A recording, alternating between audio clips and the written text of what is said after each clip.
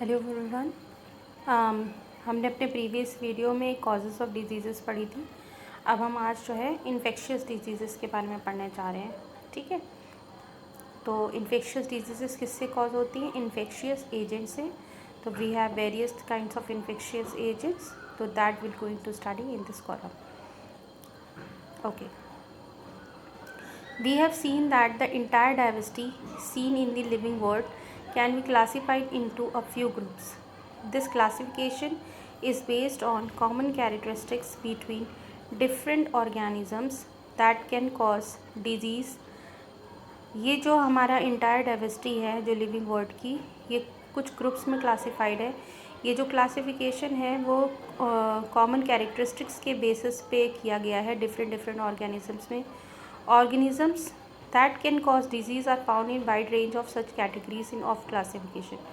Organism जो ये सब डिज़ीज़ कॉज करते हैं, इनकी कुछ वाइड रेंज ऑफ कैटेगरीज़ है क्लासिफिकेशन में. Some of them are viruses, some are bacteria, some are fungi. ठीक है, इनमें से कुछ वायरसेस हैं, बैक्टीरियाज हैं, फंगस हैं, सब कुछ जो है सिंगल सेल्ड एनिमल्स हैं और प्रोटोजोअन्स हैं. Some diseases are also caused by multicellular organisms such as worms of different kinds. Common examples of disease caused by viruses are the common cold, influenza, dengue fever and AIDS. Viruses से जो होने वाली जो बीमारी है वो कौन कौन सी हैं? कॉमन कोल्ड है, इन्फ्लुएंजा है, डेंगू फीवर है और एड्स है. Diseases like typhoid, fever, cholera, tuberculosis and anthrax are caused by bacteria. जबकि जो डिजीज़ेज जैसे कि टाइफाइड फीवर है, कॉलरा है, ट्यूबरकुलोसिस है और एंथ्रेक्स है, ये डिजीज़ेज किससे कॉज होती हैं? बैक्टीरिया से.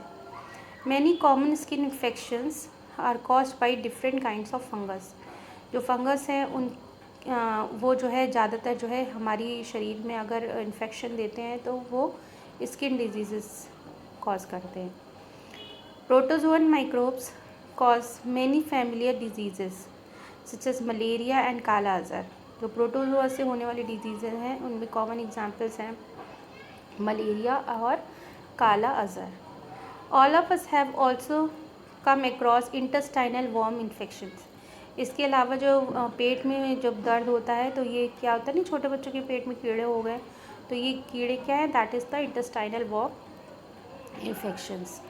As well as the diseases like elephantiasis are caused by different species of worms. Why is it important that we think of these categories of infectious agent? ऐसा important क्यों है कि ये जो इन इन्फेक्शन एजेंट्स की हमने जो है कैटेगरी बनाई हुई है? The answer is that these categories are important factors in deciding what kind of treatment to be used. क्योंकि इन कैटेगरीज जो है इन कैटेगरीज बनाने की वजह से हमें इनके जो है कैरेक्टरिस्टिक्स के बारे में पता रहता है, जो कि हमें डिजीज़ के क्योर की और ट्रीटमेंट में हेल्प करता है. Members of each one of these groups such as virus, bacteria, so on have many biological characteristics in common. जो ये माइक्रो ऑर्गेनिजम्स हैं जैसे कि वायरसेस हैं, बैक्टीरिया हैं, इन सब की बायोलॉजिकल कैरेक्टरिस्टिक्स कैसी है? कॉमन है. All viruses for example live inside host cells. जितने भी वायरस हैं वो होस्ट सेल्स के अंदर रहते हैं, जबकि जो बैक्टीरियाज हैं ये काम बैक्टीरियाज नहीं करते. Viruses, bacteria and fungi multiply very quickly. जो वायरसेस हैं, बैक्टीरियाज हैं, फंगस हैं, ये बहुत जल्दी ग्रो करते हैं, मल्टीप्लाई करते हैं. While worms multiply very slowly in comparison. जबकि जो वॉर्म्स होते हैं वो थोड़ा कंपैरेटिवली इन लोगों से स्लो टाइम में ग्रो करते हैं. Taxonomically all bacterias are closely related to each other than to virus and vice versa. Taxonomically मतलब क्लासिफिकेशन जो किया गया है बैक्टीरियाज का, वो उस पर ये दिखा गया है कि जितने भी बैक्टीरियाज हैं वो एक दूसरे के स्ट्रक्चर्स और बिहेवियर में काफ़ी एक दूसरे से रिजेंबल करते हैं, एक जैसे हैं, as not in that in the viruses. This means that Many important life processes are similar in the bacteria group but are not shared with the virus group. तो ये कहा जा सकता है कि जो बैक्टीरियाज की जो भी लाइफ प्रोसेस है वो कॉमन है बैक्टीरिया ग्रुप में, बट वायरस की अलग है, वायरस को उनमें इंक्लूड नहीं किया जा सकता है। As a result, drug that block one of these life process in one member of the group is likely to be effective against many other members of the group.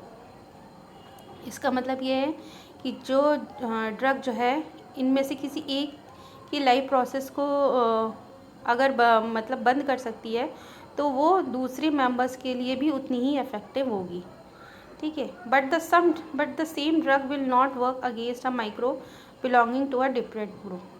लेकिन यही drug जो है दूसरे ग्रुप के micro organisms के लिए कारगर सिद्ध नहीं होगी। एक ग्रुप के लिए तो कारगर होगी, जैसे बैक्टीरियल इन्फेक्शंस हुए हैं तो बैक्टीरियल के लिए जो एक एंटीबायोटिक्स कारगर सिद्ध है, लेकिन अगर उस बैक्टीरियल एंटीबायोटिक को अगर वायरस के ट्रीटमेंट वायरल ट्रीटमेंट में यूज़ करेंगे तो वो उसके लिए उपयोगी सिद्ध नहीं होगी, ठीक।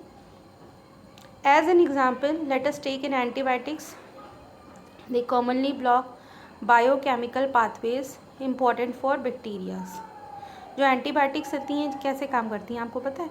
ये क्या करती हैं, ये जो बैक्टीरियाज होते हैं इनका जो बायोकेमिकल यानी कि जो उनकी सेल रिप्रोडक्शन की जो साइकिल होती है उनको ब्लॉक कर देती हैं।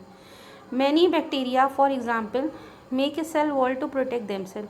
जो बैक्टीरियाज हैं वो अपने आप को प्रोटेक्ट करने के लिए अपने चारों तरफ एक सेल वॉल का निर्माण करते हैं। The antibiotic penicillin blocks the bacterial process that build the cell wall. तो जो एंटीबायोटिक पेनिसिलिन है वो क्या करती है, जो बैक्टीरियल सेल प्रोसेस की जो बनाने की जो प्रोसेस है, सेल वॉल बनाने की जो प्रोसेस है, उस प्रोसेस को क्या करती है, इनहिबिट कर देती है, रोक देती है। As a result the growing bacteria become unable to make cell walls and die. इसकी वजह से क्या होता है, जो बैक्टीरियाज होते हैं वो अपने आसपास अपनी प्रोटेक्शन के लिए सेल वॉल नहीं बना सकते हैं और वो अल्टीमेटली जल्दी मर जाते हैं। Human cells do not make a cell wall anyway. हमारे जो ह्यूमन है, हम लोग ह्यूमन में सेल वॉल्स प्रेजेंट नहीं होती हैं। So penicillin can not have such an effect on us. तो इसलिए पेनिसिलिन का हम लोगों के ऊपर कोई इफेक्ट नहीं होता है। Penicillin will have this effect on any bacteria that use such process for making cell wall. जो पेनिसिलिन है वो ऐसे बैक्टीरियाज पे ही काम करती है जो कि अपनी सेल वॉल बनाने की प्रोसेस को, जो अपनी सेल वॉल जो बनाते हैं उनको तोड़ने का काम करती है, उनकी प्रोसेस को इनहिबिट करने का काम करती है। Similarly many antibiotics works against many species of bacteria rather than simply working against one. इसी तरीके से और भी एंटीबायोटिक्स है जो डिफरेंट लाइफ प्रोसेसेस को बाधित करती हैं, जिससे कि जो बैक्टीरियाज है उनकी पॉपुलेशन है वो जल्दी से किल हो जाती है। But viruses do not use these pathways at all. जो वायरसेस हैं उनके पास में इस तरीके की प्रोसेस, इस तरीके की लाइफ प्रोसेस नहीं होती है। And that is the reason why antibiotics do not work against viral infection. और इसी वजह से जो एंटीबायोटिक्स होती हैं वो वायरल इन्फेक्शन के अगेंस्ट वर्क नहीं करती हैं। If we have a common cold, taking antibiotics does not reduce the severity और the duration of the disease. अगर हमें कॉमन कोल्ड हो गया है तो एंटीबायोटिक जो है वो हमारी सीवियरिटी और ड्यूरेशन को कम नहीं कर सकती है। However if we also get a bacterial infection along with the viral cold, taking antibiotic will help. लेकिन हाँ, अगर हमें वायरल इन्फेक्शन के साथ साथ में बैक्टीरियल इन्फेक्शन भी हो गया है तब एंटीबायोटिक काम करेगी। Even then the antibiotic will work only against the bacterial part of the infection. और तब भी जो है वो एंटीबायोटिक सिर्फ बैक्टीरियाज को किल करने का काम करेगी, जबकि वायरल इन्फेक्शन से उसका कोई लेना देना नहीं होगा। मीन्स ऑफ स्प्रेड, किस तरीके से जो इन्फेक्शन होते हैं वो फैलते हैं। How do infectious diseases spread. Many microbial agents can commonly move from an affected person to someone else in a variety of ways. जितने भी माइक्रोबियल एजेंट हैं वो एक अफेक्टेड पर्सन से दूसरे अनअफेक्टेड पर्सनस की तरफ जो इन्फेक्शियस डिजीज़ होती है वो बहुत तरीक़ों से फैलती है। इनको हम क्या कहते हैं, कम्युनिकेबल डिजीज़ेस। मैंने आपको कम्युनिकेबल डिजीज़ेस फिजिकल एजुकेशन में भी पढ़ाया है। Such disease causing microbe can spread through the air. इस तरीके के जो डिजीज़ कॉजिंग माइक्रोब्स हैं वो हवा के थ्रू फैलते हैं। This occur through the little droplet thrown out by an infected person when who sneezes और कफ। जब कोई पर्सन जो है खांसता है या छींकता है तो उस टाइम पे जो मुंह के जो ड्रॉप्स होते हैं वो एयर ड्रॉपलेट्स कहते हैं उनको, वो ड्रॉपलेट्स हवा में आ जाते हैं। उन्हीं ड्रॉपलेट्स को जब एक हेल्दी पर्सन जो है इनहेल कर लेता है तो उसको वही इन्फेक्शन कॉज हो जाता है।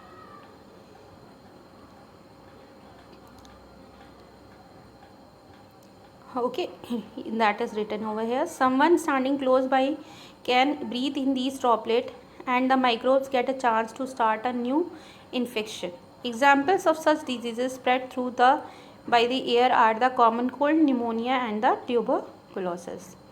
We all have had the experience of sitting near someone suffering from a cold and catching it ourselves. सभी के साथ ऐसा कभी ना कभी हुआ होगा कि किसी को खांसी जुकाम आपके घर में हुआ होगा और आपको भी हो गया होगा।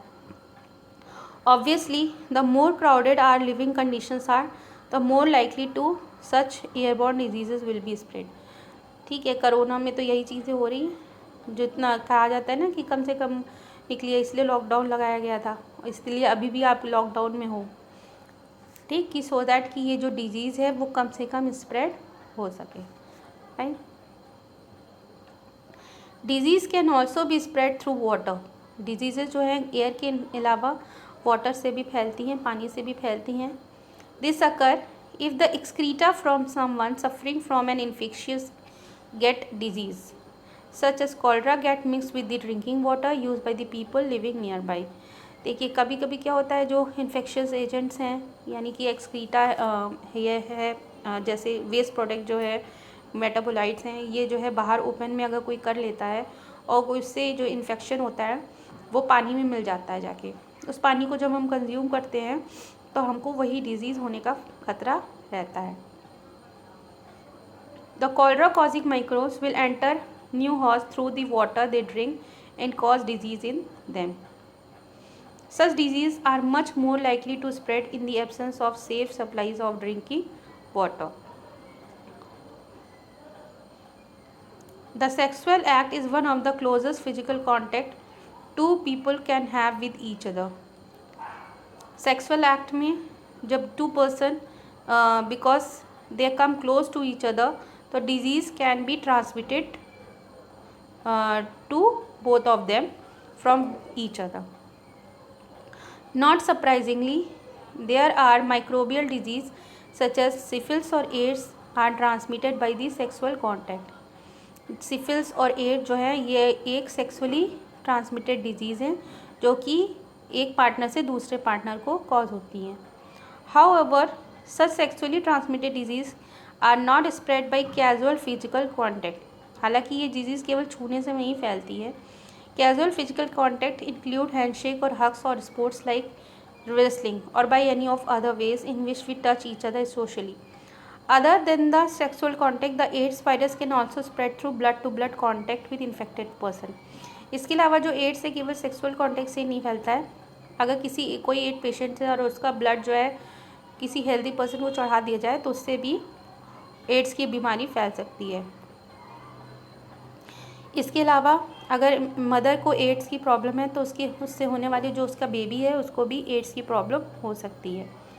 We live in an environment that is full of many other creatures apart from us. It is inevitable that many diseases will be transmitted by other animals.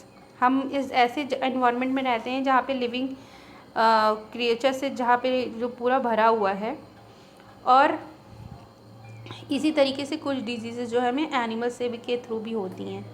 These animals carry the infectious agent from a sick person to another potential host. ये जो animals हैं ये infectious agent को carry करते हैं सिक person से और दूसरे पोटेंशियल हॉस्ट यानी कि एक हेल्दी पर्सन तक। These animals are thus the intermediaries and are called the vectors. इस तरीके के एनिमल्स को हम इंटरमीडियरीज कहते हैं और वेक्टर्स बोलते हैं जो कि डिजीज़ को एक पर्सन से अनहेल्दी पर्सन से हेल्दी पर्सन की तरफ ट्रांसफ़र करते हैं। ठीक है। In many species of mosquitoes, the female need highly nutritious food in the form of blood in order to be able to lay mature eggs. Mosquitoes feed on many warm-blooded animals, including us. In this way, they can transfer disease from person to person. देखिए इसमें ये जो आपका chart बना हुआ है, healthy person to infected person, by food, by mosquito, by animals, by indirect contact, by air और by the direct contact the disease get spread to one each other. ठीक, तो that's all for today.